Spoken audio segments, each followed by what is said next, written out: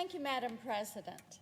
Well, it appears the White House had good reason to wait until the Friday before Memorial Day to release their budget proposal. They couldn't afford a full week's news cycle any more than the American people can afford to fulfill the wish list items President Biden is asking them to pay for. It is a very long list. And I think it's safe to say my Democratic colleagues are trying to make the most of the next year and a half. They know that time is not on their side, nor are the American people. There really is something for every faction of the left. Here are a few of the items that are contained in this Biden boondoggle of a budget. The environmental lobby did a great job these past few months. They're more than taken care of with more electric car subsidies and a $936 million payout towards environmental justice initiatives. We also have more funding to expand the Department of Education.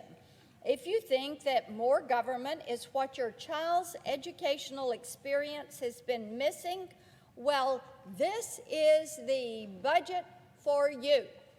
But if you are fed up with the way teachers' unions have treated children in the classroom, if you are fed up with schools that have been in lockdown, you want to pay close attention to what I'm talking about today. Apparently, the good people over at the Department of Health and Human Services have time on their hands. Bear in mind, it is your money that is paying them to do the job where they have time on their hands.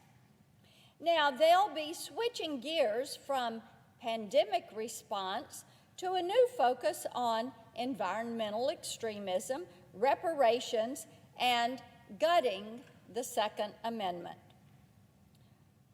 What's in? What's in this budget? Bigger government, a higher deficit, and runaway inflation. What's out?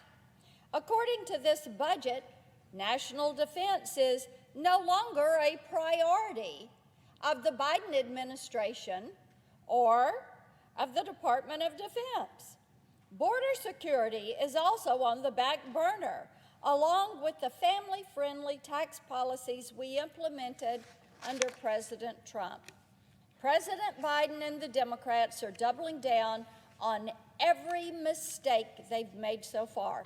Instead of doing their jobs, they're paying lip service to struggling businesses, to struggling stores on Main Street in your hometown, to crumbling bridges like Memphis, Tennessee, and roadways, and future generations of Americans who will come into this world owning their own personal chunk of our skyrocketing national debt. That is right, Madam President. If you have a child or a grandchild born this year, their share of the national debt is going to be about $80,000. Think about that. And think about what has happened to this debt. From President Washington to President George Bush, it was about $10.6 trillion. During the Obama-Biden years, that debt doubled.